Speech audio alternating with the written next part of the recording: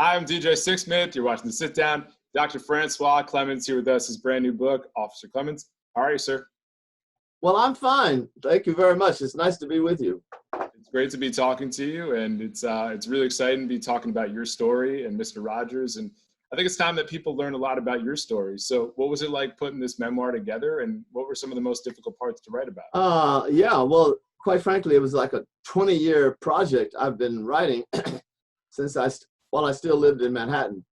I started out as a journal. You know, you just decide to record some of the nice places I was going and singing and enjoyed.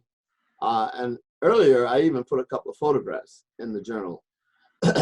People I'd meet who wanted to preserve the memories, so they took lots and lots of pictures. Well, I showed that, and people saw me writing and said, why don't you write a book about your experiences? It was really just that casual at first. So I started thinking about that, and as I was writing, that was a big influence on how I was writing. What I chose to write about changed, because some of the personal things that I was interested in, nobody else would have been interested in.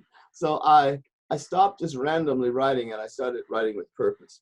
Now, I have to tell you, this book is the third one that I wrote. I did a memoir of myself, and my literary agent sent it around, and she got lukewarm responses. And she said to me, you've got 3 or 4 chapters on Mr. Rogers. Why don't you write about Fred? And let's fill that out. So it took me 9-10 months. I wrote a book called Mr. Rogers' Neighborhood. And I gave it to her. She read it, she edited some things, and she passed it around to her friends, and they were just as lukewarm. They thought it was a good story, but it didn't capture them. And so she said to me, 2 of my buddies suggested that we weave my story in with the Mr. Rogers stuff. And I really thought that was going to be the most difficult thing in the whole world, because we are so different. Right. And so even though I was reluctant, I felt she was being sent to me as a inspiration and motivation to take on what I consider that a difficult part, right? Putting them together. But we sat down together, and she is just wonderful the way she offered suggestions. I wrote the book, but I asked her to really criticize it. And she did. And some things I think she had to say were right on the money. So then she sent that out to her group of wonderful publishers, and we got 9 yeses. Wow. 9. Oh, that's a magic number for me.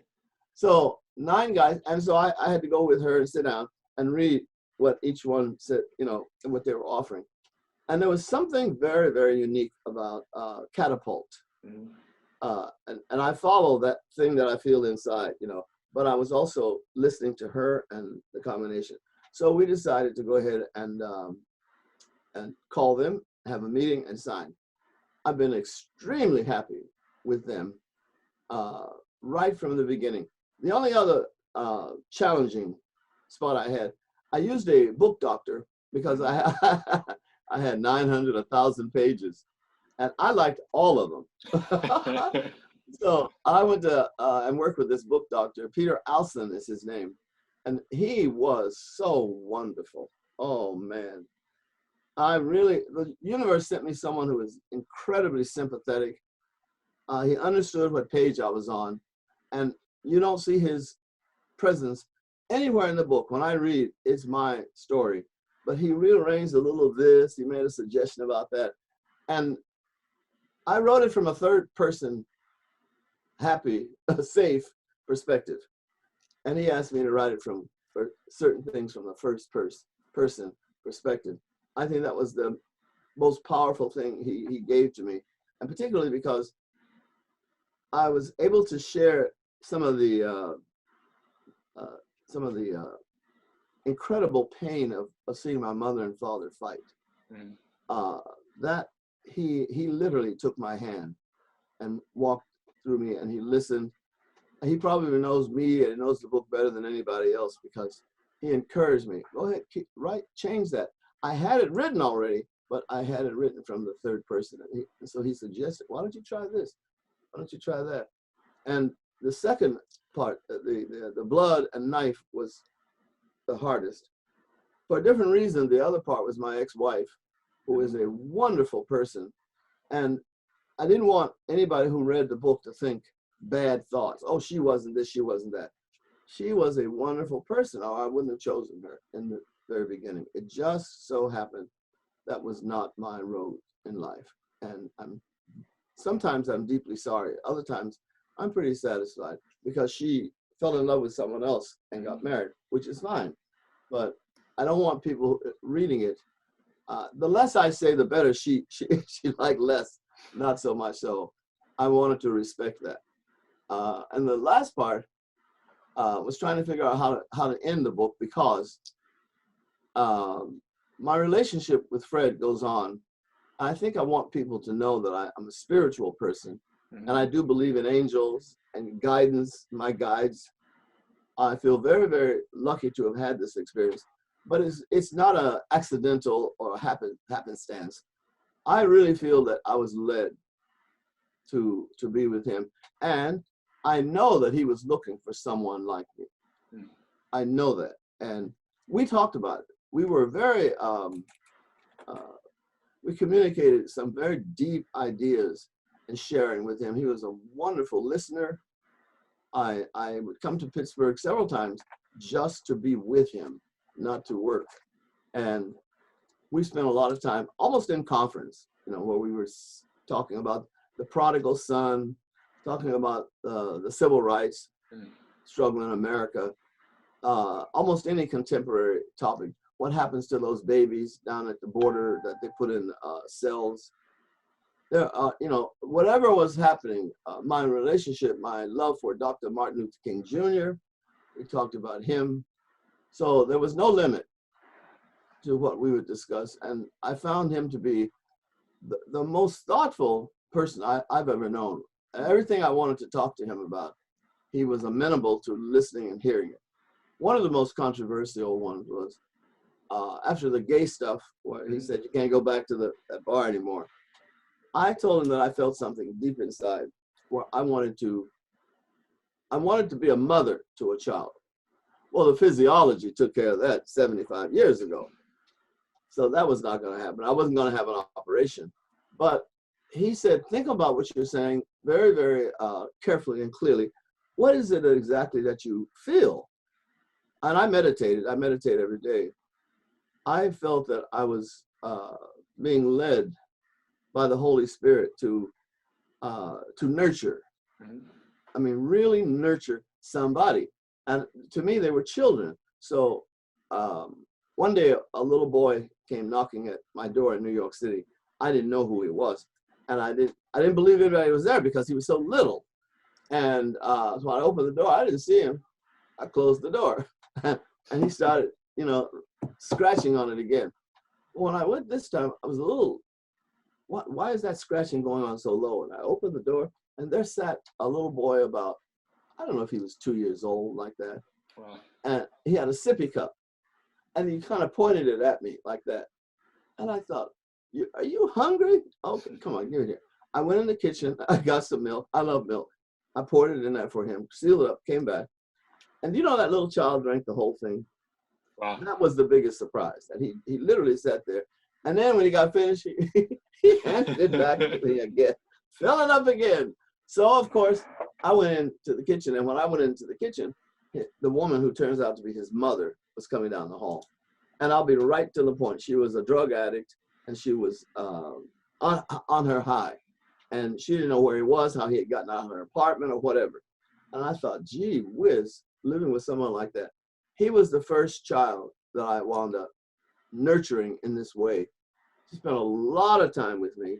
And I took him around the country when I sang. He was so wonderfully charming. People loved him, and they loved him being around. My family, I took him to Ohio, where I'm from.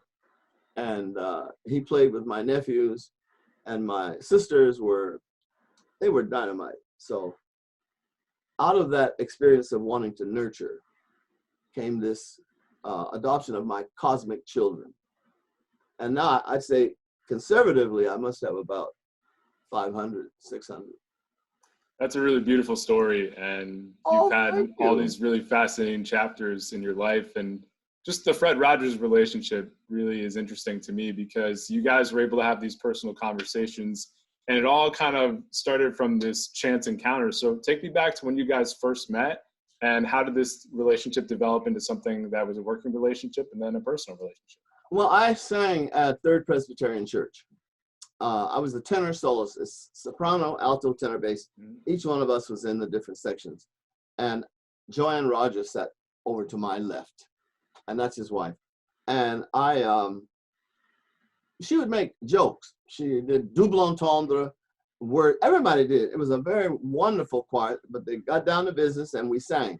But in between and stuff, oh man, it was so funny. It was wonderful. And she and I laughed a lot together. So one day she said, "Oh, you've got to meet my husband." I said, "Child, I don't need to meet your husband. I'm happy with you." And so we laughed about all of that. And she said, "Oh no, I've been telling him everything about you. He wants to meet you." So to make a long story short, I did have a casual meeting with him, with the organist. But the real time was on Good Friday that year. I did a concert of American Negro spirituals based on what they call the Stations of the Cross.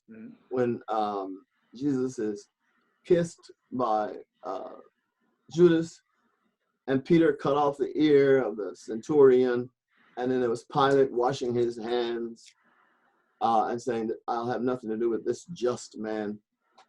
So I found Negro spirituals, and I had been thinking about this ever since I was at Oberlin.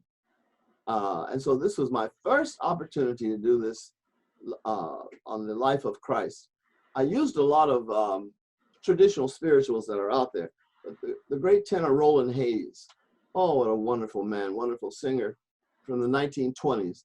He had put together a book of his special arrangements. And so I relied very heavily on him. He's dead now, unfortunately. So then I did the performance at the preacher would say a saying from the Bible, and then I sing a commiserate song. And then he would do another one, and then I would sing, "Were you there? My Lord, what a morning." And at the end, the angels rolled the stone away. One of some of those wonderful spirituals that you don't hear quite enough of them right now. And when I got through, the whole audience, I really mean this, they were absolutely, you could hear a stone drop. They were so quiet. And then as they stood up, they didn't applaud very much. That did not seem appropriate. But I swear, they lined up 300 people, and they came up to the front of the church where I was accepting their thanks and special feelings for what transpired. They said they've never been to such a wonderfully intense Good Friday service, and they thanked me. And so I was signing the programs and saying, you know, I'm very happy you're here. Thank you for your acceptance of what I've just sung. And the last person in line was this man they call Fred Rogers. And he was leaning up against some of those chairs in the pews, very, very relaxed, casual, looking at me. And there was a certain look of perception, like someone can read your thoughts, but you know.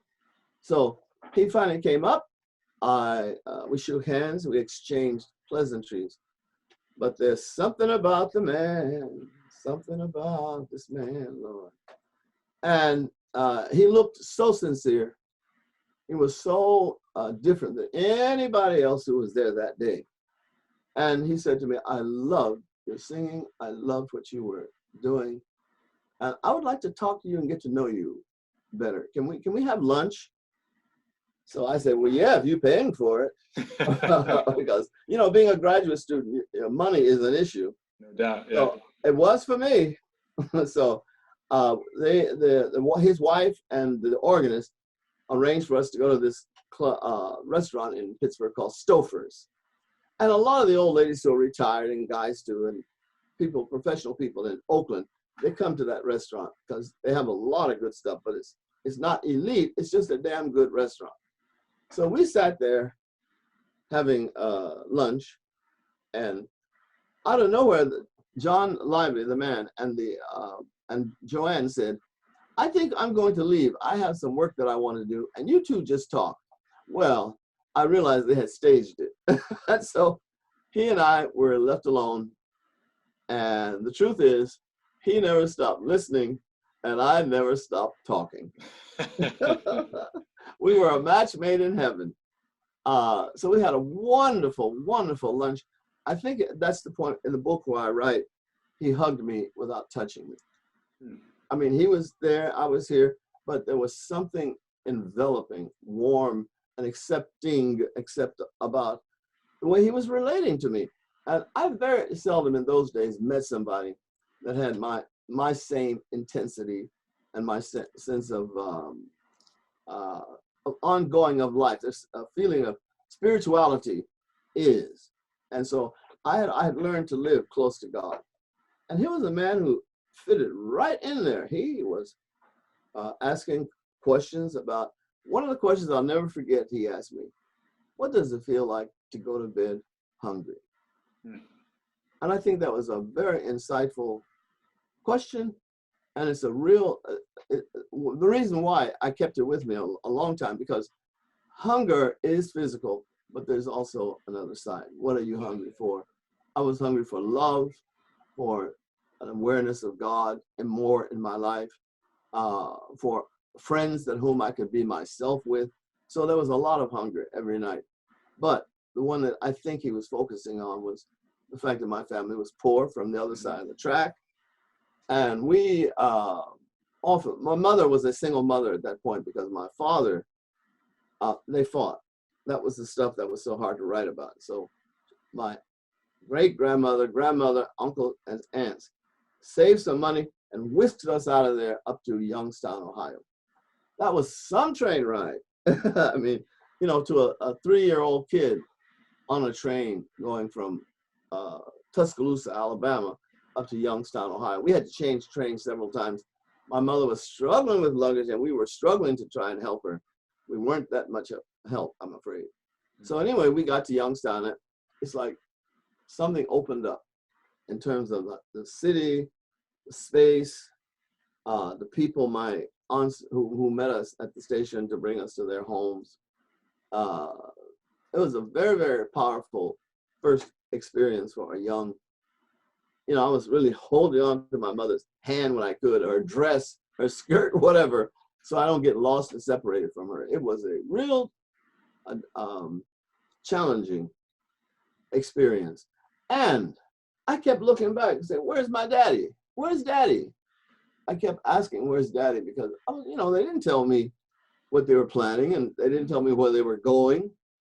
And so they had to keep it a secret from my real father, because my mother was leaving, and my aunts helped my great-grandmother, my grandmother. It was a ladies' affair. And so they got us out of there.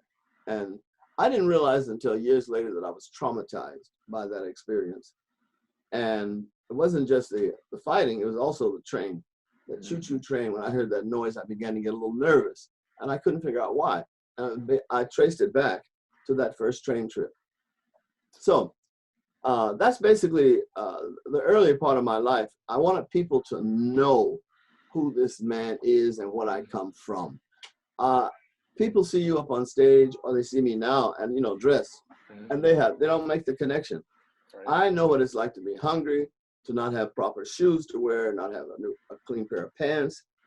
Oh, you don't want to know. Been through it all. Yeah, I've been there. Really had all these crazy experiences, and the fact that you come from one path and Fred Rogers comes from another path, and you guys come together, I think that's really incredible. And I think just the impact of the show too. I mean, that relationship was so much a comfort for you, and that show was really comfort food for a lot of people. So when you think about the impact of the show, what stands out the most to you?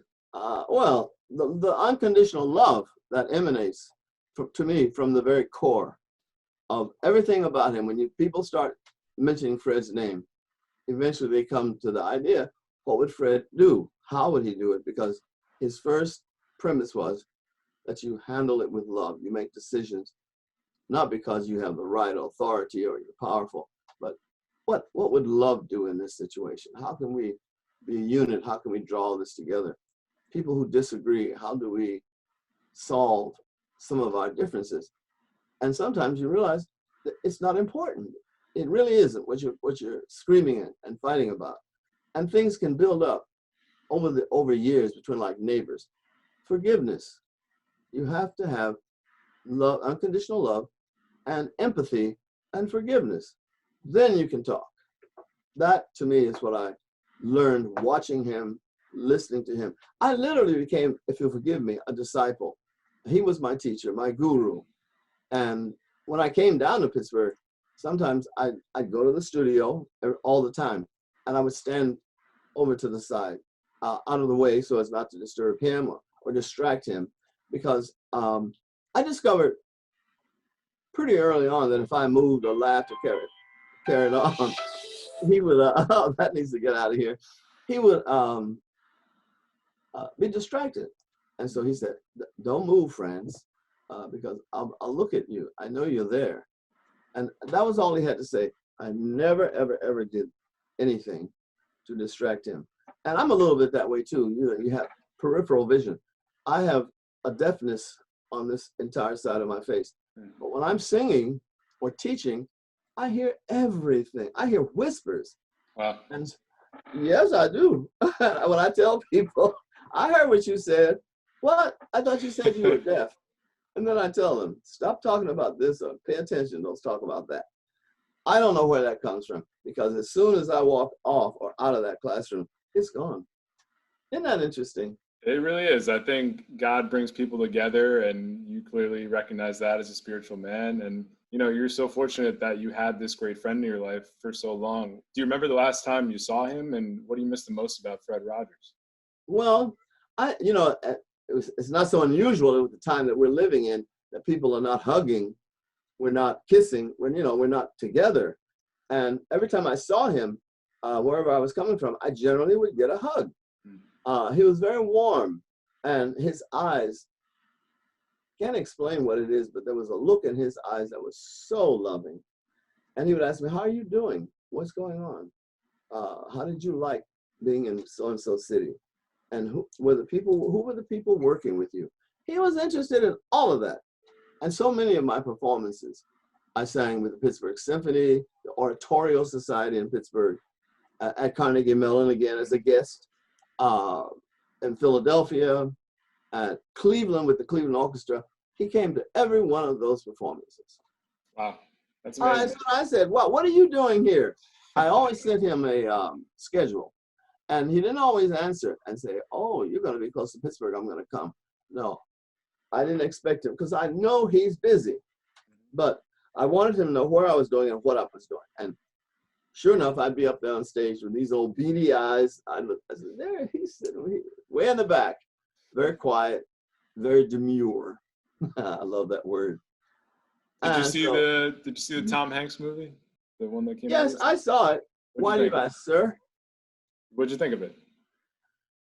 You know, let me try to tell you the truth. I love Tom Hanks first.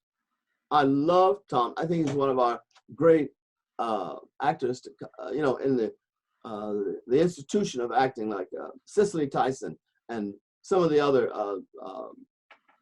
actors and actresses whom I love. I pay a lot of attention. I don't go see certain movies like horror movies and stuff, but I go to see what they're doing. And so I was very curious about Tom. I think the lady who directed them did a fine job. My problem with the movie is it does not raise me up spiritually. And he is, if he's anything, he's a spiritual person. I would have liked to feel that with Mr. Rogers. You know, he felt he had a calling from God. Now, that may not be Tom Hanks, but that's Fred Rogers. And I watched the movie several times because some friends of mine here in Vermont said, oh, come on, we'll take you to the movie. So I said, okay, let's go. And I went to see it. And as I say, I think he's a superb actor. Everybody's part, I thought, was highly complimentary. But I did not come away from there feeling that I had really gotten to know about Fred Rogers. And the other thing is they didn't ask me anything when they were preparing it. You would think someone worked with him 25, 26, 27 years. Probably a good person to talk to. Thank you. It would have been that simple, because that's what I would have said to them. Don't leave this important element out. Right. Don't leave it out, please. And the reason I would say that is because Morgan Neville, who did the first film, it's a Beautiful Day in This Neighborhood? No, Won't You Be My Neighbor? Mm-hmm. When he did the first movie, he captured Fred doing that. It was a very gentle hand, very suggestive, not heavy. And the next thing you know, Fred began to come alive for me. I've seen it about 50 times. But I went around the country making guest appearances, and they would invite me to come, and then a Q&A after the presentation. And there are just some wonderful people that I've been introduced to. I feel also that there's a calling involved. I've had my own independent career, but it was always interwoven with what I was doing with Mr. Rogers. I couldn't go anywhere. I went to Korea, and they said, "Oh, aren't you the guy on that television program?" You know, because we have air bases and stuff at these places, and the guys on the base get the programs, and their wives are frequently there. They're married, have a family. Then you have Germany, around Frankfurt. We have this big installation. So I was singing in Berlin and Hamburg and Munich, and people from the American base came to the performance and said, "Are you that guy?" Wow. On Mr. Rock. So when I think back over my life, some things are kind of weird. I never had a solo recording in 50 plus years, but I've sung to millions of people, millions. I think you could almost say billions of people.